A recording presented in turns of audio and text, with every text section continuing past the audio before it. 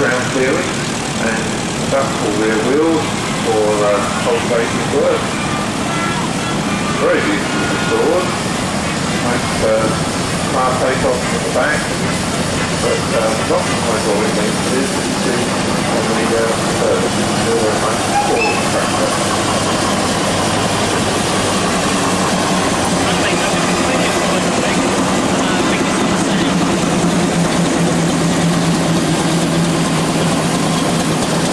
Now we have a David Brown. The David Brown built up in Huddersfield from around about 1946 onwards in the frontmaster form, as you see here, through until the mid-1950s. A thoroughly good piece of machinery, which got to find a home office for these machines, because this isn't one of the ones which was based in your local power station. It was a special National Reserve machine based on a Bedford four-wheel drive chassis. You can see the differential on the front axle as it goes up. And these are the famous green goddesses. This one dates from 1955. Lowering bodywork, and this one is all fully operational with its onboard pump, detachable portable pump and escape ladder and the like. This one works in fact at Morton Marsh for the training college there for many years, and is now owned by Roger Jones and Pennyfields near Bognor Regis. Now these machines, although some with more conventional fire engines most people use, it's a Bedford TK chassis made in 1960 and bodied by the HCB Angus company down in Southampton. Built for the Wiltshire Fire Brigade. It's a typical medium weight fire engine of its period, when a great many brigades used the Bedford chassis as the basis of their fire appliances. Basically the ordinary lorry chassis with special bodywork fitted. The style of the bodywork here is also typical of the period, with extensive use of stippled aluminium panels and shutters on the side, and comparatively little red paint for a fire engine. I believe that was felt to be a cost saving and a maintenance saving. In fact, they are quite difficult to keep looking smart. Petrol engine, as most fire engines were until very recent times, because you got more sparking performance and the petrol than the diesel engine. And it's an OY model based in 1942. It belongs to Ray Ellis up at Ashington, and this one was actually built as a military vehicle, as a water tanker to find drinking water. And then when the war finished, it finished up being used on the Channel Islands as a water carrier as part of the firefighting system for the airports there. And you see this one is lettered out in the States of Albany livery, where it spent many years working on the airport. Now over there they do have some somewhat crude ways of disposing of unwanted vehicles, principally by pushing them over the cliff into the water below. And that was the fate which was going to await this one, but it was rescued by a group of enthusiasts, including David Shepherd, the railway enthusiast and wildlife artist, came back into this country, and Ray has done a good deal of work getting it back into operational order, looking just as it did when it spent all that time out on the airfields on the Channel Islands. So very unusual vehicle. That one served with the West Sussex Fire Brigade for about 15 years. It's ended its days on the training school, as many appliances do. It's now been subject to quite extensive refurbishment, and as the owner describes, 95% equipped, so he's doing pretty well. He is indeed. Next we have a Scammell, and this is a company who were very spare with cab. Later they adopted this very handsome cab with a wraparound window. A lot of them are used as articulated cat units for the fuel companies, and this one in front of us now started out with Showman BP, an articulated cat unit for their petrol fleet. It then was purchased by a Showman in 1972, used by him for a while as a ballast tractor, as we see it now, with a generator in the back. And for the last few years it's been in the hands of Bonnie Rawlings over at Feeding and Stemming, where it's operating in conjunction with fairground equipment by her. For hauling large articulated trailers. This one has been equipped with a very smart box body, housing generators and equipment for towing fairground equipment. frequent after use for tractor units of this kind. Still a number of these on the run today on the fairground scene. ERX, built up Sandbatch in Cheshire, still very much with us as a lorry manufacturer, and under the cap there, the Gardner 180 6-cylinder diesel engine, which during the 60s and 70s was probably the best engine you could get in a truck. Right, next, we did come to see a variety with our commercial vehicles. This, ladies and gentlemen, coming into the display area now is a Lister auto truck. Now this is the same Lister truck. Owned by Brian Parnell from Full Slade. This immaculately turned out vehicle, which is a regular visitor to rallies around the south during the summer, is not entirely fully retired. It's the second spring recovery vehicle for the Lion Garage, and is still very capable of doing its day's work. Many trucks, of course, later in their days are built up as breakdown vehicles for recovery purposes, although today now the fashion is not so much cranes on the back to tow you home, as lift off bodies and winches and pull you up on the vehicle. Very nice example. We've seen many of the post office ones and had with rubber wings and all sorts of rather old-fashioned pieces of equipment built to a standard specification for the post office, like carriage, like door handles and a fire extinguisher mounted on the outside wing. Was also used for air raid precaution duties during the war, so it had a fair run around in its early days. Now owned by Ken Finch, Petersfield, was shown today in its pickup form at the Industrial History Museum, and this is Dennis, built in 1927 on the 1300 boat chassis, but fitted with the 19-seat bus body for southbound motor services. Many interesting things about this vehicle, not the least of which is its all aluminium construction. Short Brothers built aeroplanes before their works at Rochester in Kent, and they used the technology to build this full metal body, those when most bus bodies had a single top. Brave and Fairham with the 1953 Leyland Tiger TS8 beaded-bodied coach. Interesting vehicle in that it doesn't actually have a chassis. It's a semi-chassis vehicle. The running units on this vehicle were taken from a pre-war bus that the time expired. Because there was such a shortage of vehicles at that time, new vehicles, a lot of vehicles were rebuilt and used older running units in new bodies. That's what happened with this one. Served with Southdown in its rebuilt form for some 15 years or so. Been in preparation since 1978 with the present owner. Nice example, very pleasant little vehicles. Typical Southdown luxury as well. Take a look at the interior of this vehicle when parked up. Very comfortable. Well within the going on a few trips. That's the sort of vehicle they drop by. Oh boy, here comes another builder. This is a LL60 model which was built in 1950 and originally operated as a half-cab coach for Hanson Dorset Company. Rebodied with a full-front bus body in around 1960 and continued to serve the company through until 1972. So a rather unusual combination of an earlier chassis and a rather later body. And this one still paying Eastbourne, Bournemouth rather, based registration number there. And very distinctive, quite individual front to this one. The rear end act is interesting now, because that was specially built cut up hard like that so it could go across the Sandbank Ferry, which had steep ramps. And still does. Still does, yes. Next, three of 1951. A juggernaut of its day. The largest type of truck you could have at that time. The 8-wheel Mammoth Major, probably the most popular British 8 of the period. The cab, very distinctive style, coach built, and the bodywork, excellent example of wooden coachwork on a heavy truck. Sort of things that used to travel the length and breadth of the company with huge mysterious sheeted loads on them through the night. That one, I believe, served initially with British Road Services, who dealt with It's a lightweight chassis, powered by a Perkins diesel engine of about 4 3/4 litres, and with this very attractive Eastern Coachworks body with some 26 seats. 84 of them were supplied for London Transport use in their factory area in 1953, and a good many of them have survived through to the present day.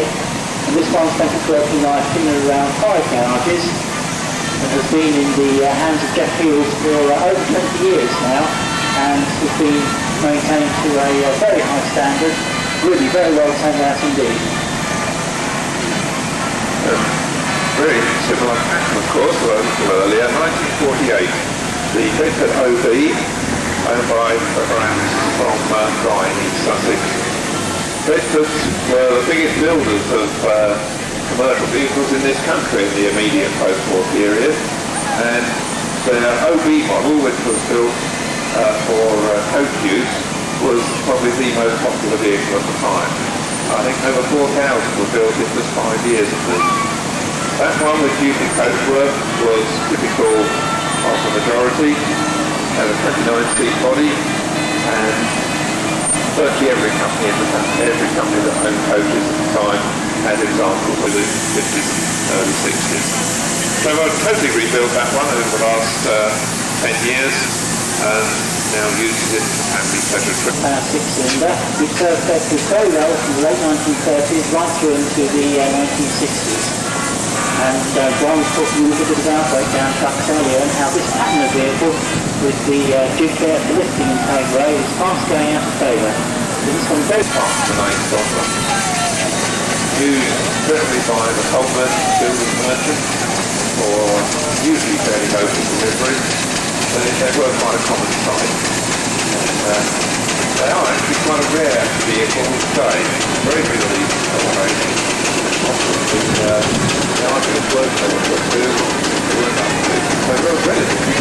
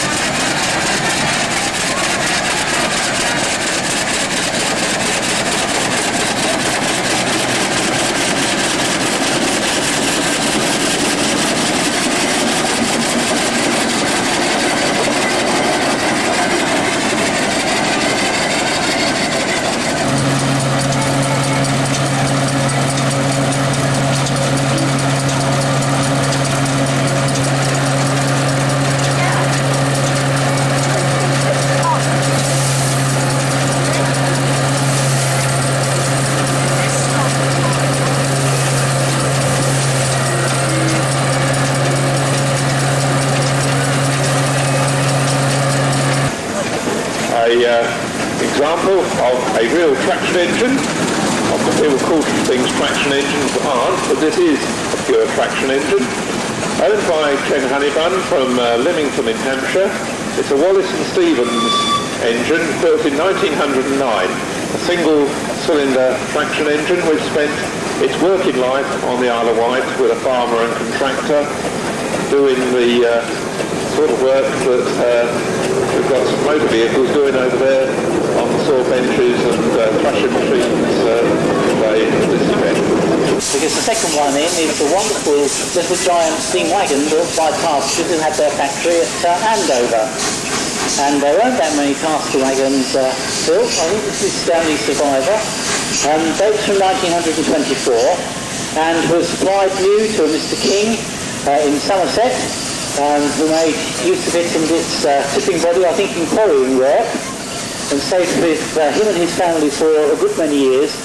Finally finished up in a very derelict state and has been splendidly rebuilt by the Hampshire County Museum Service, who've got their base down near Winchester, and who are shortly to be opening a huge new museum up at Basingstoke, covering the recent history of the County of Hampshire, including all the engineering side, and that's where Wagonside was finally going to be based.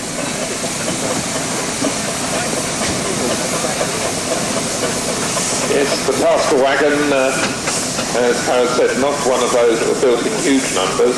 Although this one was built in the mid-1920s, it's really quite small for even that period. and they really didn't advance their design at all from the very earliest wagons pre-First World War. Rotary engines, not particularly common. They didn't build huge numbers of road engines, but were very well known for their industrial plants and steam boilers. The firm came from Lincoln. This one they made in 1923 as a compound, that's a two-cylinder steam tractor. It's got 2 road speeds, and it was built originally as an engine that could be either used as the tractor form and you see it today, or as a roller. In other words, what we call a convertible. It spent its working days in Northern Ireland, starting with the Lisburn Council, and it came back onto the mainland in a very derelict state. It was rebuilt by the present owner. He has been doing a lot of work on it over the last couple of years. About Aving and Porter steam rollers. These were built at works at Rochester in Kent, hence the company's emblem with the prancing horse of Kent Invicta up on the headstock there. And Thomas Aving really was the man who virtually invented the steam roller, converting the previous agricultural engine to something with smooth rolls that would flatten the road surface and generally compact everything. This particular example dates from 1930. Again, it's a compound engine using the steam twice, first in a high pressure cylinder, then in a low pressure. Brought along by Colin Hancock from Fareham, who's had this one for a number of years now. Originally it worked for Salisbury Corporation, and then later on passed into the hands of Edison, who are contractors in Dorchester and have a huge fleet of steam engines. You'll see coiled up on the back there the water hose, which can be used for drawing up water from your nearby stream or petrol. Single cylinder, 8-ton roller, and it was new to a contractor in Petersfield called George Ewans, who had a yard just down by the railway, and it worked with them until the late 1950s. It was bought by the present owner, Bob Smith, from Bedhampton in 1968, and he's now had that roller for over 30 years. First rallied it in 1971. Very fully equipped engine, typical Marshall style with the overall awning on wooden supports, which is quite a feature.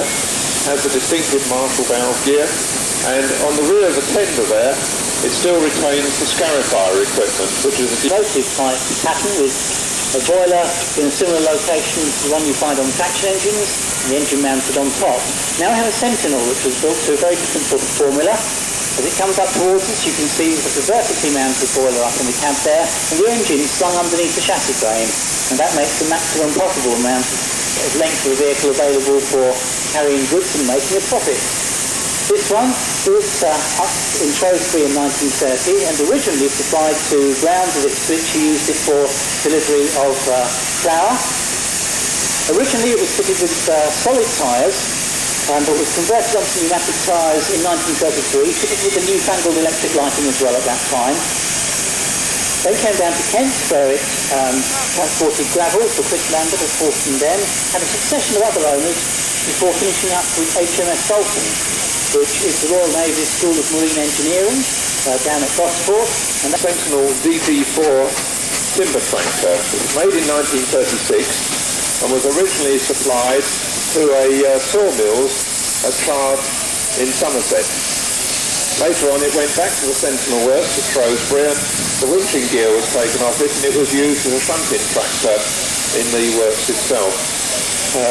Been into preservation for some 40 years, but has been extensively rallied in that it was the first of the Sentinels going to service as a ready-mixed concrete quarry. Well, sorry to interrupt you. We have in fact got an impromptu Sentinel race here.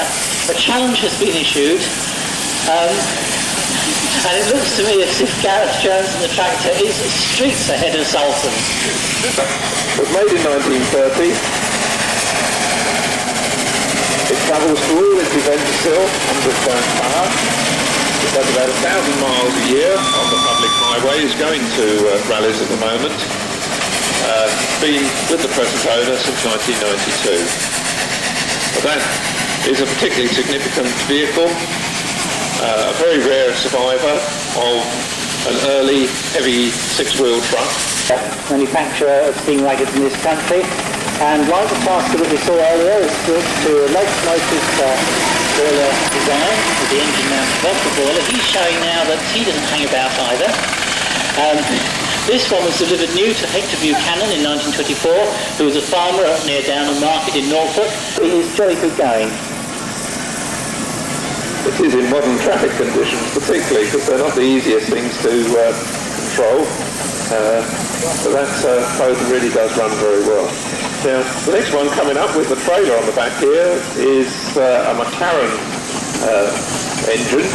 McLarens were a relatively small firm who built particularly haulage engines in Leeds, and much of their market, in fact, was in export engines.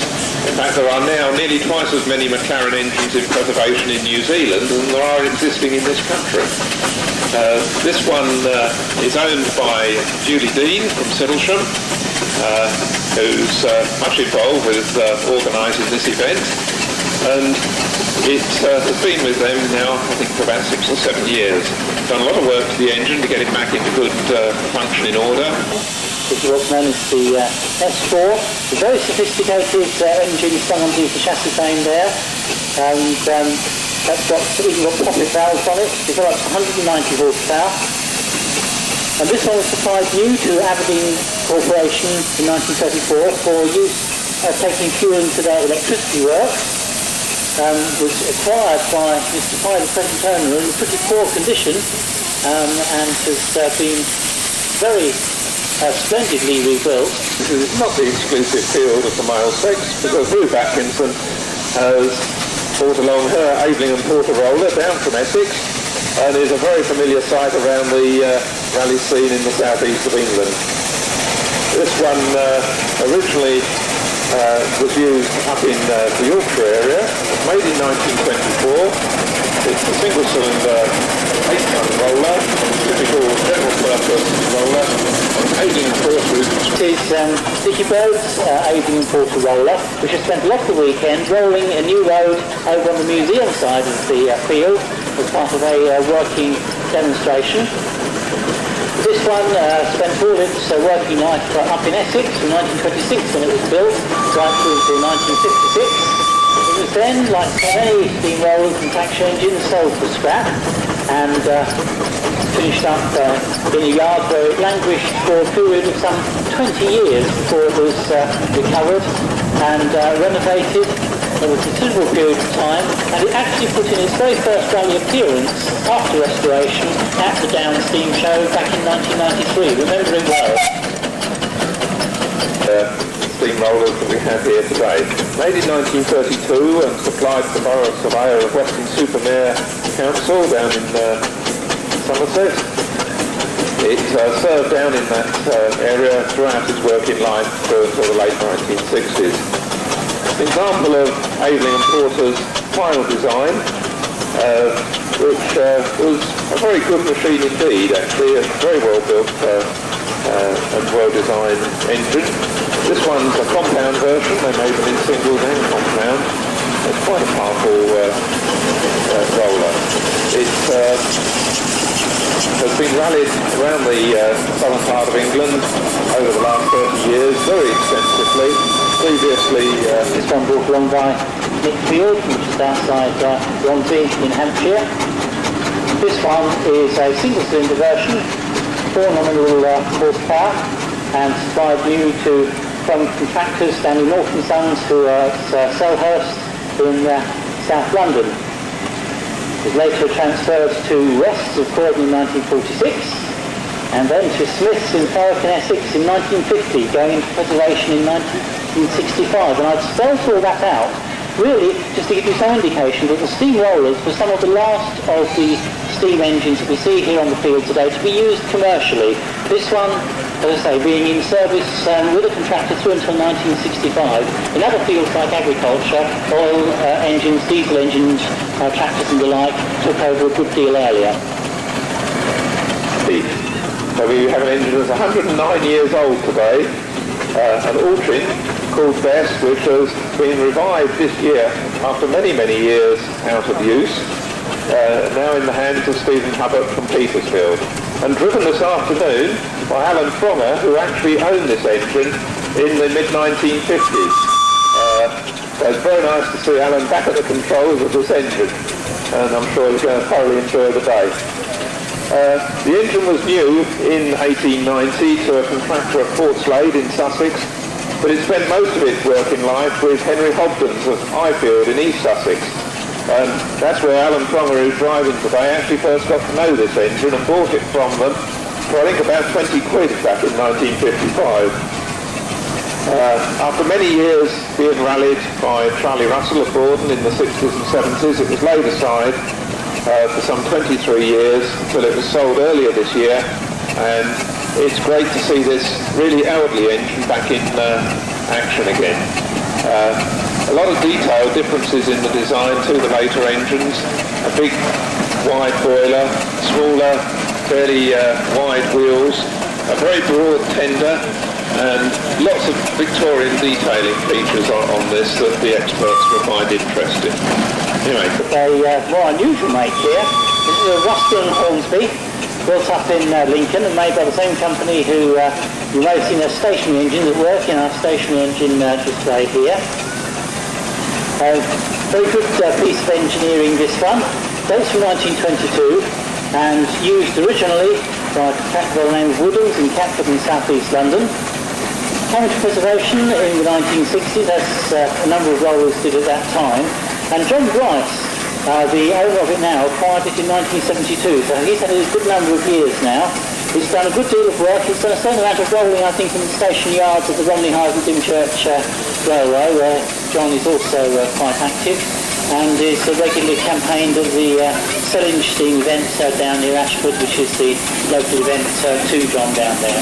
So a lovely example of a single-cylinder traction engine in Brian Downey's Fowler of 1909. A typical thrashing contractor's engine, this one, which started its life on a farm in Berkshire and has the name the Berkshire Tariff Queen, which was applied when there was a tariff put on the sale of hops, because the farm it served on actually was a hop farm. After many years on agricultural and forestry duties, it was laid aside in the post-war period. Fortunately has survived into preservation and has been extensively refurbished by the present owner, who fortunately takes it out very frequently to shows, and it does work quite a lot. It's a typical product of the Fowler Works, one of the most prolific builders of steam engines in this country. Had a massive works up in Leeds and also had agencies all over Europe. Porter roller with us now. This one carrying the name Churchill. And this one, it was quite normal for steam engine manufacturers like, I suppose, lorry manufacturers today to turn up to shows and put their latest products out on display. And this one was actually exhibited at the Newcastle Royal Show in 1923, but was sold down to Edison's at Dorchester as its first owner. And it worked with them from 1923 right through until 1957. And the period of service with one owner like that was not uncommon for these machines, which gave very, very good service indeed. They were very good at their job. After a spell at Edison's, it was actually presented to Westminster City Council, and it was stood for many years in the children's playground, where thousands and thousands of children would have enjoyed playing on it until they were told it was much too dangerous for them to be on, and it was no longer considered suitable for this purpose. It then came into preservation properly. The Showman's engine with us, the Laurel of Keith Ledbetter from Bedford is just coming into the parade area. Has the rather pleasant name of Lady Pride of England. Now, the Showman, with their large-size travelling equipment, were very quick to take on haulage engines to move their equipment around from one part of the country to the other. And they soon developed a particular style of engine, such as we see here today, with a long overall canopy, lots of additional decoration, and a dynamo mounted in front of the chimney which could be driven by a belt off the flywheel of the engine when it was stationary to generate electric power to drive the ride or to drive the lights. Or in some cases to drive the cinema equipment on the travelling shows that were around in the period before the First World War. Burrells of Bedford were a firm who built heavy haulage engines and quickly became specialists in producing engines to the Showman specification. By far the greater number of Showman's engines that survived today came from the Burrell works. This is an early example dating from 1904, and it served for many years with a jumping horses ride or gallopers such as is on the fairground here today, and later with a dodgem set. In its later days it was relegated to agricultural thrashing duties. It fortunately survived into preservation in the mid-50s and has been rebuilt by the present owner since 1988 when he acquired it. Very nicely turned out in the dark maroon livery, polished brass twinkling this afternoon despite the dull day, and a tribute to the endeavour of Keith actually in getting this engine back together, because if any engines had to be rebuilt of those on the show here today, this one has, literally. Marshall of Gainsborough in Lincolnshire, and like the Marshall that we saw in here earlier, it has the lovely transfer on the side, with Britannia, company's trademark, and representations of the various gold medals won at various exhibitions in the early days. Marshall's one of the few manufacturers to see the writing on the wall eventually and to go into oil engine tractor manufacture as the market for steam was contracting. This one was supplied towards the end of the steam traction engine era in 1929 to Edenbridge, to Tester Brothers, who are a company still in business today, although these days they sell Land Rovers. And it worked with Tester Brothers through until 1945, spending most of the time working the area around Edenbridge and Cowden, towing a thrashing drum and doing thrashing work for local farmers. Fell into the hands in the 1940s of Chris Lambert, a steam enthusiast down at Horseman Den, passed through a number of other hands until it came into the hands of the Harding family in 1961, and they rallied it extensively for a Wollaston steam. Now this is a steam tractor which was designed for light road haulage, designed to a low weight, so it had to be under 5 tonnes, relatively low power of around 5 horsepower, and they were much favoured by councils who used them for towing trailers carrying roadstone, but also for towing furniture pantechnicons and similar trailers. And this particular one came to the rally this weekend towing such a trailer. You can see it over on display behind the parade area here now. The Wollaston Stevens tractor built in 1920, a 2-speed tractor, compound engine, and supplied new to Alfred Holyfield, in whose livery it's been restored. They were Showman and hauliers based at Ramsden in Oxfordshire. And the French and Pantechnicon trailer that they've been towing around was used by a firm in Ealing in London. Yesterday, This soft ground which offers quite a lot of resistance to movement.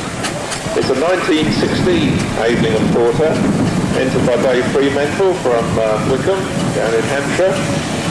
An engine that was new to the Northallerton Rural District Council up in Yorkshire, later served in the North Riding County Council until 1963. So they certainly got their money's worth out of that one. It's been in preservation since a number of owners, though the present owner has done it for quite a number of years now. Typical Aveling of the period, very nice headstock, the badge on the front, and all the details that Aveling put onto their machines. It's a thoroughly good working piece of equipment.